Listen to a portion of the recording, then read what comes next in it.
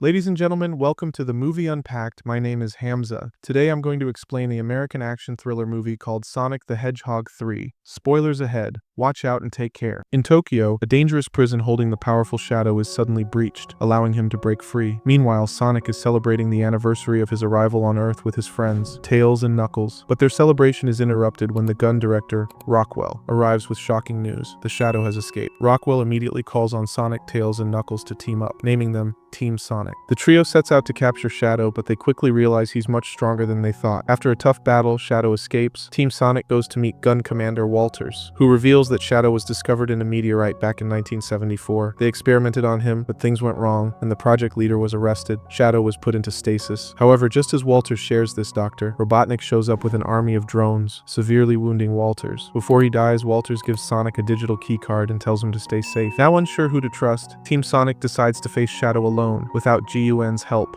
However, GUN Agent Stone reveals that Robotnik is still alive and didn't send the drones. Realizing the danger is far from over, Team Sonic joins forces with Robotnik and follows the drones to a deserted GUN base. At the base, Shadow remembers his past with Maria, the project leader's granddaughter. She was his only true friend, and they spend a lot of time together. But one night, while trying to escape, a gun agent set off an explosion to killing Maria. Shadow is heartbroken and vows revenge on humanity. He captures Team Sonic, and Robotnik finds out that Shadow's grandfather, Gerald, has been imprisoned for 50 years. Gerald reveals that 2 key cards are needed to activate the Eclipse Cannon, an orbital weapon capable of destroying anything on Earth. Gerald plans to use it to destroy GUN headquarters, but then Robotnik turns on them, stabbing Sonic in the back. Shadow steals 1 key card, and in the chaos, Team Sonic escapes. Determined to stop Shadow, Team Sonic travels through a ring portal and enlists the help of Tom and Maddie. They head to London, but Shadow injures Tom severely along the way. Shadow steals the 2nd key card, and soon, Gerald and Robotnik launch the Eclipse Cannon. Furious about Tom's injury, Sonic steals the Master Emerald, transforming into Super Sonic. Sonic heads into space to stop the Eclipse Cannon. There, he faces Shadow in another fierce battle. During the fight, Shadow absorbs some of the Emerald's energy, but Sonic manages to overpower him. Just as he's about to finish Shadow off, Sonic remembers his painful loss. Longclaw, his old mentor. He realizes that revenge isn't worth it. He tells Shadow that the people they've lost are more important than seeking revenge. Shadow is moved by Sonic's words and apologizes for his actions. Together, they agree to stop the Eclipse Cannon. Back on Earth, Gerald tells Robotnik that he plans to destroy the whole planet to avenge Maria's death. Robotnik, however, wants to conquer Earth, not destroy it, and the two argue. Tails and Knuckles help push Gerald into an energy field, and he's vaporized. Team Sonic manages to deflect the Eclipse Cannon, saving Earth, but it destroys the moon instead. As the cannon starts to melt down, Robotnik and Shadow make the ultimate sacrifice, pushing the cannon away from Earth before it explodes. With Earth safe, Sonic makes peace with Tails, Knuckles, and Tom, who has recovered from his injuries. As the credits roll, Sonic comes across multiple robot versions of himself, only to be saved by a mysterious pink hedgehog. Meanwhile, Shadow is revealed to have survived the explosion, leaving the door open for future adventures.